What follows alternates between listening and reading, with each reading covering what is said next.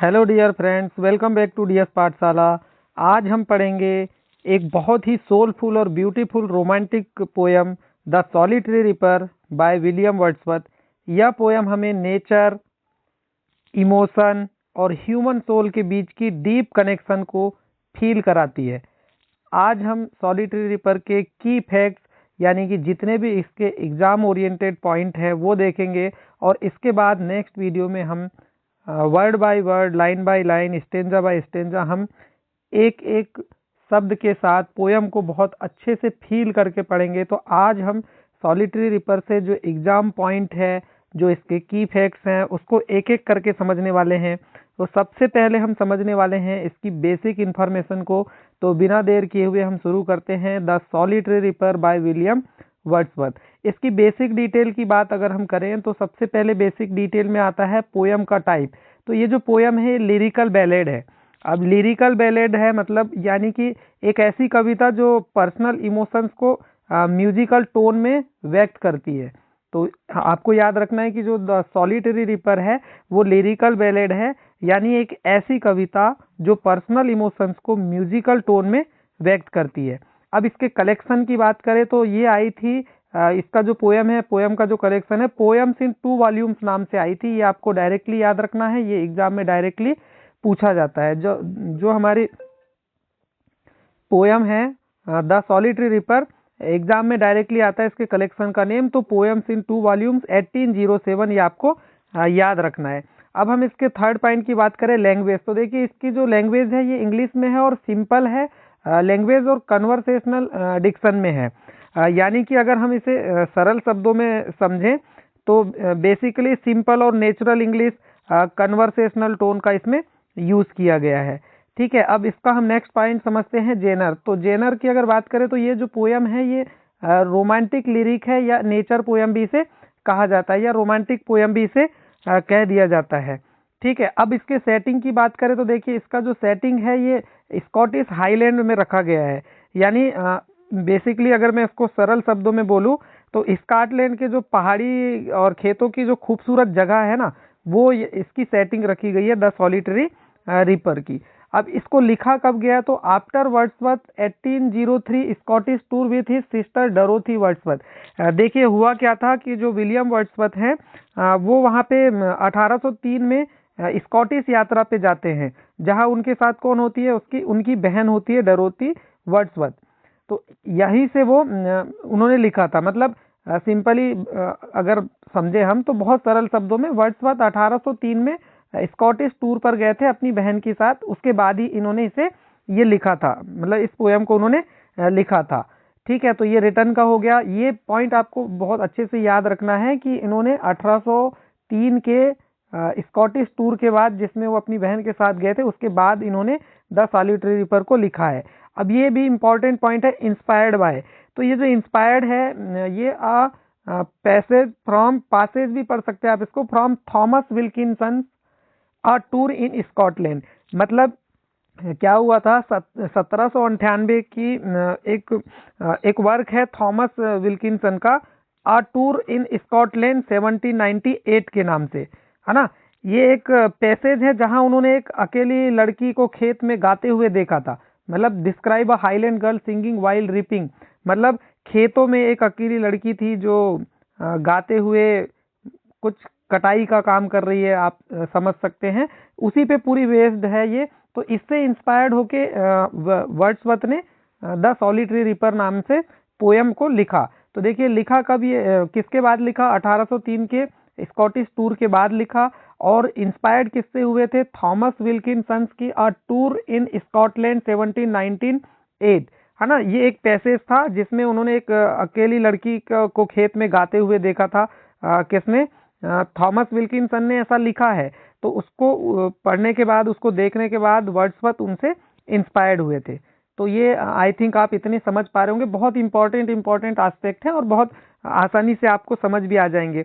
अब हम अगर बेसिकली देखिए पोयम जो है द सॉलिटरी रिपर, इसके बारे में अगर मैं सिंपली अगर शब्दों में कहना चाहूँ तो देखिए ये पोयम जो है ना, वो एक वर्ड्सवर्थ ने एक बहुत ही सिंपल ग्रामीण सीन को थोड़ा एक्स्ट्रा ऑर्डिनरी ब्यूटी से भर दिया। मतलब सिंपली वो वहाँ पे बहुत एक्स्ट्रा ऑर्डिनरी ब्यूटी उन्होंने डाल दी एक ग्रामीण सीन में, ठीक है।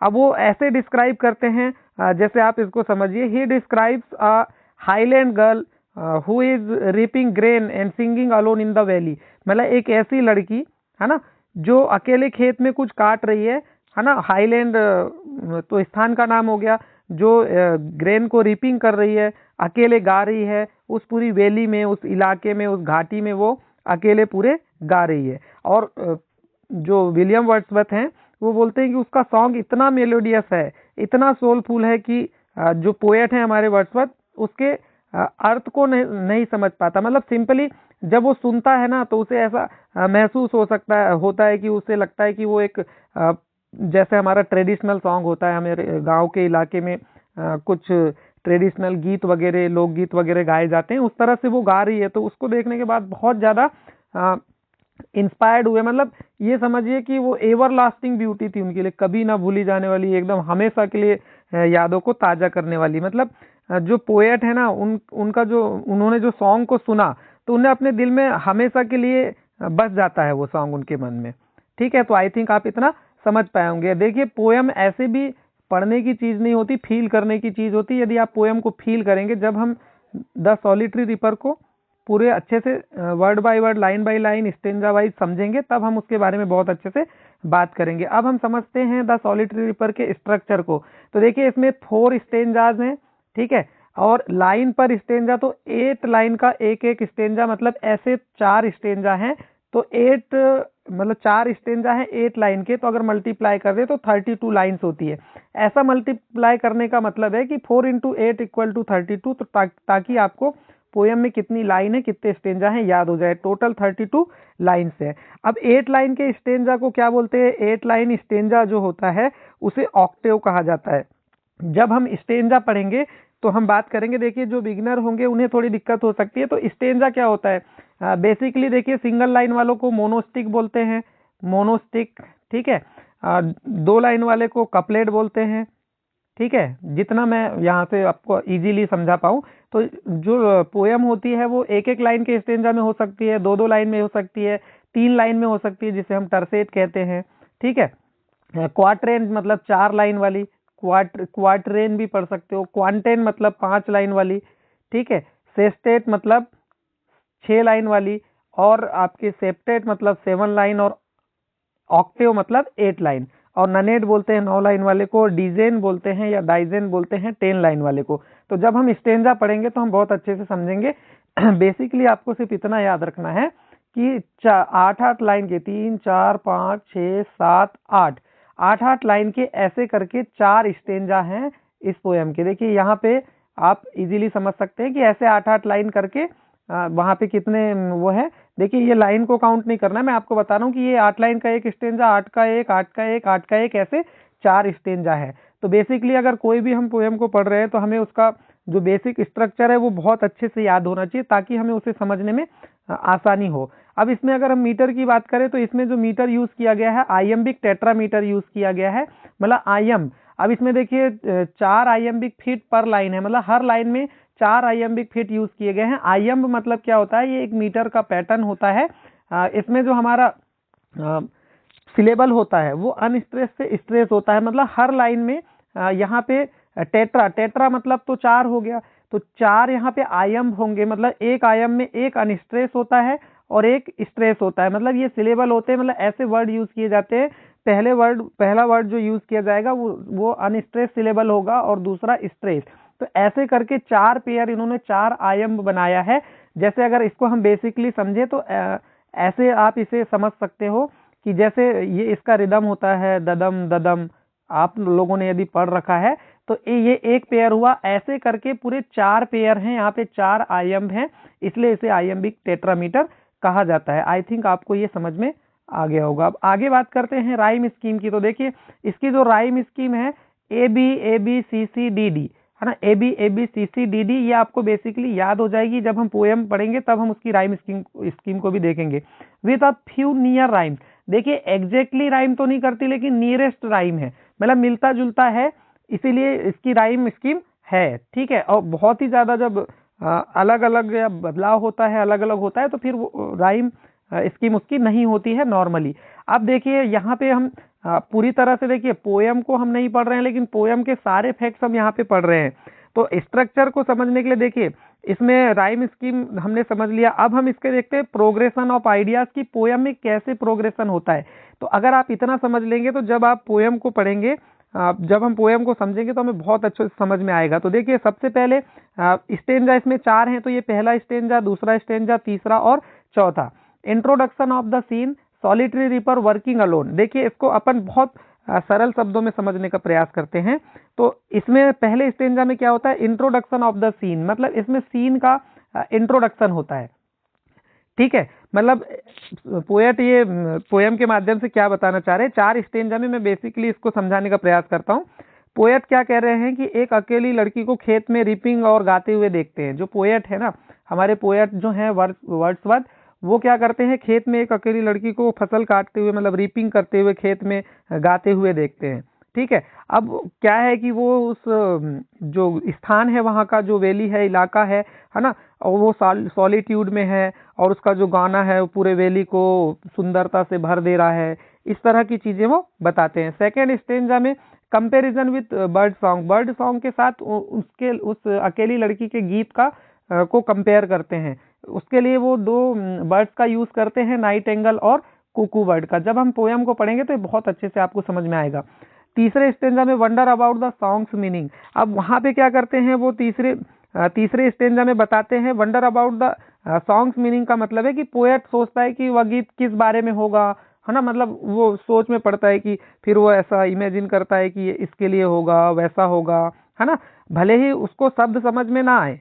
ठीक है, लेकिन वो फील करता है, ऐसा सोचता है, वो सोचता है कि उसके पर्सनल इमोशन होंगे, है ना, भले उसको कोई शब्द या उसकी फीलिंग कुछ भी क्लियरली समझ ही ना आ रहा हो, महसूस ही ना हो रहा हो, तो ये यहाँ पे पोएट सोचता है बेसिकली। अब हम बात करें यहाँ पे चौथे स्टेंजा में, तो चौथे स्टेंजा में क्या होता है, lasting emotional impact on the poet.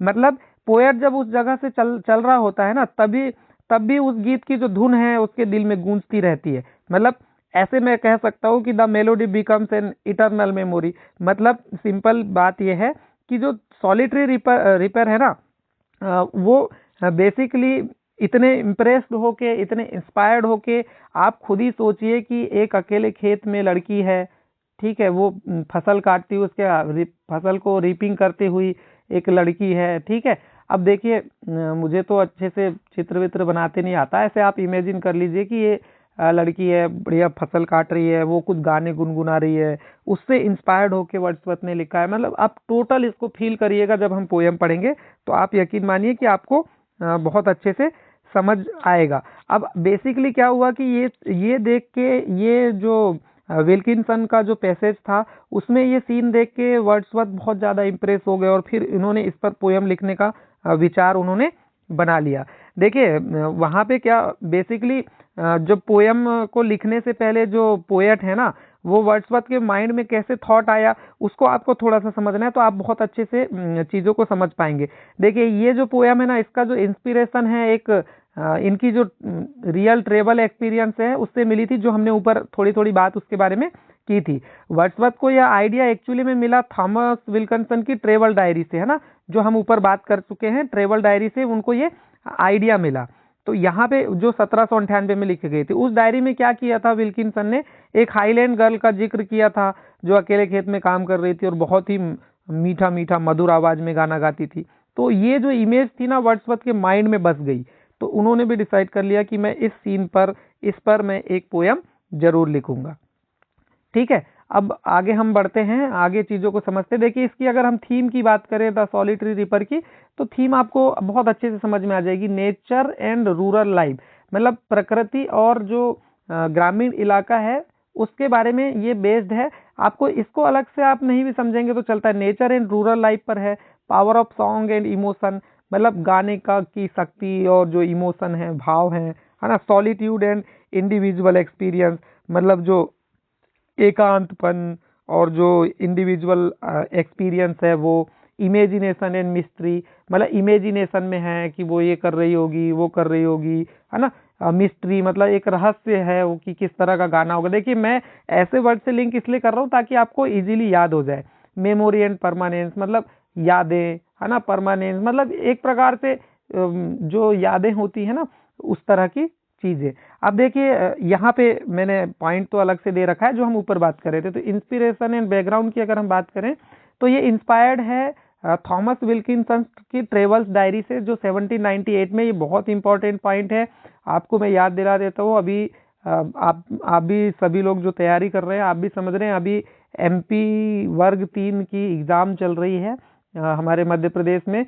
इसकी चयन परीक्षा चल रही है और आप जितने भी पेपर देने वाले हैं या एनालिसिस से देखेंगे तो क्रिटिकल थिंकिंग और जो मतलब एक प्रकार से डीप थिंकिंग पे एनालिटिकल चीज़ें पूछी जा रही है। तो इस तरह की चीज़ें पूछी जाती है कॉमनली। किससे इंस्पायर्ड थे वो, तो ये आपको डायरेक्टली याद रखना है थॉमस विल्किंसन की ट्रेवल्स डायरी से, जो 1798 में आया था। Reinforce by Dorothy Wordsworth journal entry during their 1803 Scotland trip. देखो एक जर्नल होता है, आप जानते हैं, जिसमें एंट्री वगैरह की जाती है। तो 1803 में जब ये डोरोथी वर्ड्सवर्थ के साथ स्कॉटलैंड टूर पर गए थे तो उन्होंने एक जर्नल लिखा था, उससे भी ये उसके बाद इन्होंने लिखा था, तो उससे भी प्रभावित थे। अब language of the song was likely Gaelic, है ना, इसको गैलिक पढ़ते हैं, which the poet didn't understand at it deeply moved him. देखिए गैलिक का मतलब होता है जो स्कॉटलैंड और जो आयरलैंड है ना, वहाँ की जो पारंपरिक भाषा होती है ना, जैसे हमारे इधर गांव क्षेत्र में जो गीत वगैरह गाए जाते हैं, तो वो जो लैंग्वेज थी सॉन्ग की वो वहाँ की परंपरागत रही होगी। उन्हें भले वो चीज़ें पोएट डिडंट अंडरस्टैंड, पोएट भले उसे नहीं समझ पा रहे थे, eight it deeply mood him, लेकिन वो मूव कर जाते हैं, मतलब उनको ये चीज़ें पसंद आ जाती है। और जो सेटिंग है ना वो सिंबलाइज करती है प्यूरिटी को, सिंप्लिसिटी को and beauty of rustic life, है ना। ये चीज़ें हैं इसमें, ये वाला एस्पेक्ट बहुत इंपॉर्टेंट है। जब हम पोएम पढ़ेंगे तो आपको बहुत अच्छे से फील करके चीज़ें समझ में आएगी। अगर लिटरेरी नोट्स की बात करें हम, तो देखिए इसमें written in first person narrative, ये फर्स्ट पर्सन नरेटिव में लिखी गई है। एज इट इज ऐसा पॉइंट पूछ लिया जाता है। पर्सनल इमोशनल रिस्पॉन्स, है ना, मतलब फर्स्ट पर्सन नरेटिव है, ये आपको याद रखना है, फर्स्ट पर्सन ही उसमें नरेट कर रहा है। Perfectly follows Wordsworth poetry in preface to lyrical ballads, simple subject, natural language and profound emotions. देखिए इनकी जो प्रीफेस टू लिरिकल बैलेड की जो थ्योरी है ना वर्ड्सवर्थ की, उस पर ये परफेक्टली उसको फॉलो करती हुई पोएम लिखी गई है। इनकी जो प्रीफेस टू लिरिकल बैलेड की जो थ्योरी है वर्ड्सवर्थ की, उसको फॉलो करते हुए लिखी गई है। मतलब प्रीफेस टू लिरिकल बैलेड में वो जो थॉट्स बताते हैं, वो जो चीज़ें बताते हैं, उसका पूरा का पूरा एक वो क्या है, आप उसको उसका एग्जाम्पल इसको मान सकते हैं। अब देखिए इसका हम टोन प्रोग्रेशन का, देखिए जो पोएम है ना इसमें टोन का प्रोग्रेशन होता है। तो सबसे पहले एव, क्यूरियोसिटी, रिफ्लेक्शन, इमोशनल रेजोनेंस। देखिए इसको बहुत अच्छे शब्दों में अच्छे से समझने का हम प्रयास करते हैं। देखिए अव, एव भी पढ़ सकते हैं या अवे पढ़ सकते हो आप। पोएट जो है ना गर्ल के साथ जो सिंगिंग है उससे इम्प्रेस होता है। मतलब बेसिकली अगर यहाँ पे जो पोएट की बात करें तो वो सिंगिंग से पहले इम्प्रेस होता है, ठीक है। उसके अंदर फिर क्यूरियोसिटी आती है, वो वंडर करते हैं about the meaning of her song, मतलब उसके सॉन्ग की मीनिंग को समझने का वो प्रयास करते हैं, ठीक है। उसके बाद रिफ्लेक्शन होता है। रिफ्लेक्शन मतलब वो सोचते हैं कि उसका सॉलिट्यूड और जो रूरल लाइफ है उसके बारे में वो सोचते हैं।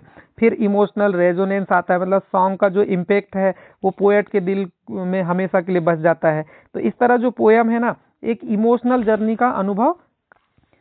तो आई थिंक आप इतना समझ पा रहे होंगे कि जो टोन है पोएट की वो कैसे वो होती है, मतलब उसका प्रोग्रेशन है वो कैसे आगे होता है। देखिए जिनको बहुत ज़्यादा अच्छे से चीज़ों को समझना है वो हमारे साथ बने रहें, क्योंकि हम डिटेल में पढ़ना और पढ़ाना पसंद करते हैं। वीडियो लंबा हो, वीडियो की लेंथ के ऊपर मेरा ध्यान कभी भी नहीं रहता है। तो ये यहाँ पे जो एक्स्ट्रा चीज़ें हैं वो भी मैंने दे दिए। Solitary ripper becomes a symbol of pure art and universal emotion, मतलब जो इसका सिंबल है ना वो प्योर आर्ट और जो यूनिवर्सल इमोशन है का जो वर्ड्सवर्थ ने थोड़ा ऑडिटरी इमेजरी का उपयोग यहाँ पे उन्होंने किया है।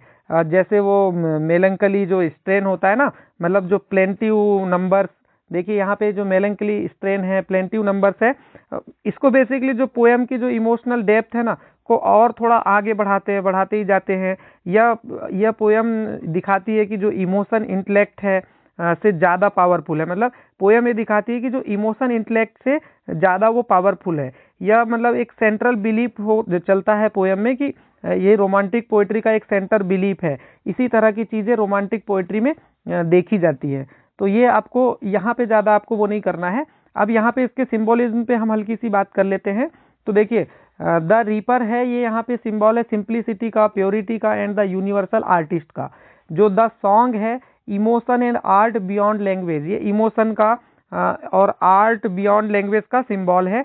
ये आपको याद रखना है। बहुत ज़्यादा नहीं, यहाँ पे द रीपर किसका सिंबल है, द सॉन्ग किसका है, ये आपको बेसिकली याद रखना है।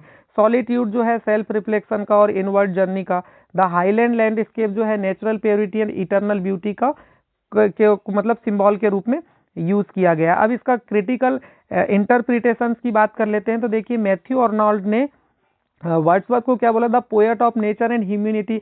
हम इनकी बायोग्राफी में भी ये कवर कर चुके हैं, लेकिन इस पोएम के रिगार्डिंग मतलब जो भी हम पोएम पढ़ेंगे, जिस भी पोएट की पढ़ेंगे, तो हम जो बहुत ज़्यादा अलग पॉइंट होते हैं या जो बेसिकली नॉर्मल स्टूडेंट नहीं पढ़ते हैं, उनको हम बार बार जिक्र करेंगे ताकि हमें वो चीज़ें याद हो जाए। देखिए FWH मायर्स जिसको हम बोलते हैं, या मायरे भी पढ़ सकते हो आप उनको।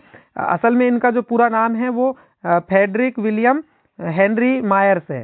ठीक है, Frederick William Henry Myers. The poem turns rustic toil into eternal beauty. इन्होंने ये पोएम के बारे में ऐसा बोला है। मतलब जो फ्रेडरिक विलियम क्या बोलते हैं, फ्रेडरिक विलियम हेनरी मायर्स, इस पोएम में वो जो रस्टिक टॉयल को ना इटर्नल ब्यूटी में बदल दिया गया है, ऐसा करके वो बोलते हैं इस पोएम के रिगार्डिंग। इसलिए बहुत इंपॉर्टेंट एस्पेक्ट हो जाता है। स्टॉपफोर्ड ब्रूक, इन्होंने भी बोला है the girls unseen emotions become the symbol of universal feeling. मतलब जो स्टॉपफोर्ड ब्रूक है, वो लड़की के जो अनसीन इमोशंस है, मतलब बिना देखे जो उनकी भावनाएं जो नहीं दिखने वाली है, वो बन गए हैं क्या बन गए हैं, symbol of universal feeling.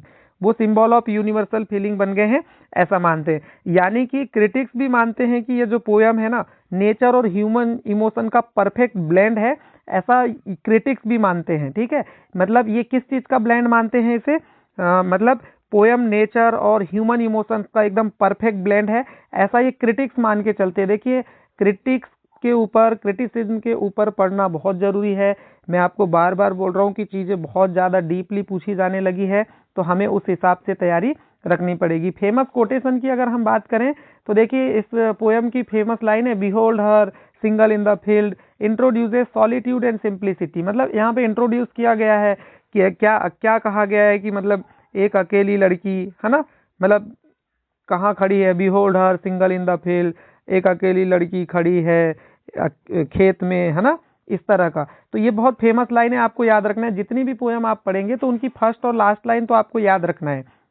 First line याद रखेंगे मतलब टोटली अगर आप किसी भी पोएम की लाइन को पढ़ रहे हैं, कभी भी किसी भी एग्जाम की तैयारी कर रहे हैं, तो आपको लाइन को, उन वर्डों को पढ़कर ही पता चल जाना चाहिए कौन सी पोएम है और इसमें क्या क्या बातें हुई है। इसमें will no one tell me what she sings, curiosity and mystery, ये जो लाइन है ना, ये वर्ड्सवर्थ ने यहाँ पे क्यूरियोसिटी और मिस्ट्री को दिखाया। Will no one tell me, मुझे कोई नहीं बता पाएगा, व्हाट सी सिंग्स, की वो क्या गा रही थी, ठीक है, या क्या गा रही है। ठीक है, the music in my heart I bore long after it was heard no more.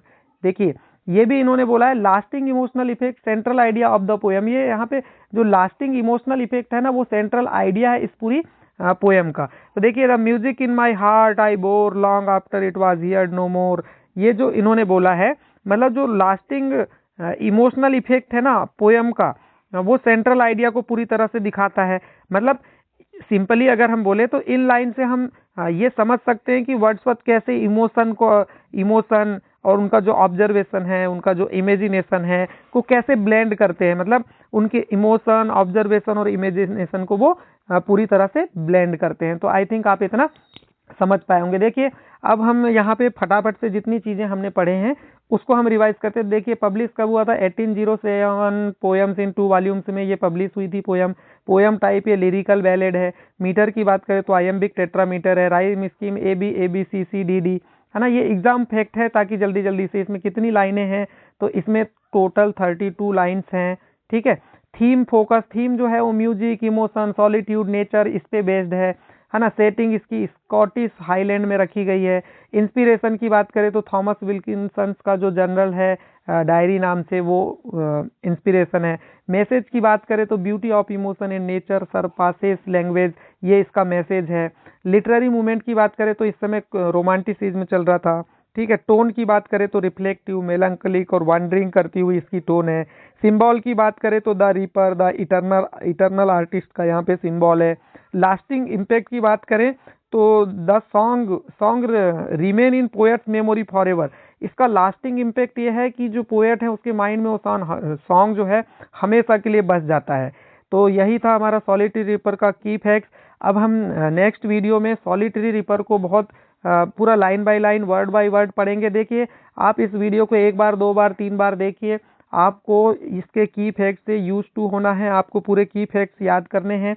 देखिए, यहाँ से हमने जितने भी चीज़ें पढ़ी है, आपको इसको बहुत अच्छे से समझना है, क्योंकि आजकल जो एमपी में पैटर्न चल रहा है, एमपी का पैटर्न पूरी तरह से बदल गया है। आपको बेकार की चीज़ों में नहीं जाना है, पूरा बेसिक से एडवांस लेवल तक की चीज़ें पढ़ना है। आप इस नोट से ही अंदाज़ा लगा सकते हैं। देखिए, मैं भी आपको चाहता तो बहुत शॉर्ट में एकदम कॉमन चीज़ें लेके चीज़ों को समझा सकता था, लेकिन पैटर्न बदला है तो हमें चीज़ें डेप्थ में पढ़नी होंगी, इसलिए मैंने इतने ज़्यादा आस्पेक्ट लिए हैं। और हर एक चीज़ जो एग्ज़ाम में पूछी जा सकती है या प्रीवियस एग्ज़ाम्स के जो पैटर्न रहे हैं, उसको ध्यान में रखकर कितनी लेंदी चीज़ें जा सकती है उसका पूरा ध्यान रखकर इस नोट्स को बनाया गया है। और साथ ही आपको वीडियो एक्सप्लेनेशन भी प्रोवाइड किया जा रहा है। मैं अपनी तरफ से पूरा प्रयास कर रहा हूँ कि एमपी टेट ग्रेड 1 की तैयारी हमारी बहुत A1 दर्जे की हो, हम नेक्स्ट लेवल की तैयारी करें और आप सब हम मिलकर एग्ज़ाम को क्रैक करें। और कोई भी इस कारण से ना रह जाए कि हमें चीज़ें समझ नहीं आई या हमने इतना डिटेल में नहीं पढ़ा।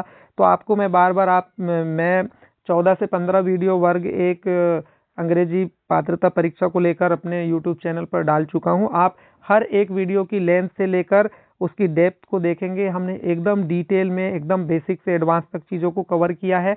इसी तरह चीज़ें पाने के लिए आप हमारे चैनल को सब्सक्राइब कर लें ताकि आपसे कोई भी वीडियो मिस ना हो। मिलते हैं नेक्स्ट वीडियो में, जहां हम द सॉलिटरी रिपर को बहुत ही आराम से और बहुत अच्छे से समझेंगे। की फैक्ट्स और पोएम को एक साथ लेते तो बहुत ज़्यादा लंबा वीडियो हो जाता, इसीलिए अब हम आराम से 32 लाइनों को फील कर करके समझेंगे। फिर यकीन मानिए आपको पोएम पूरी तरह से याद हो जाना है, आप बहुत अच्छे से उसको फील करके समझ पाएंगे। तो मिलते हैं नेक्स्ट वीडियो में, तब तक के लिए बाय बाय, टेक।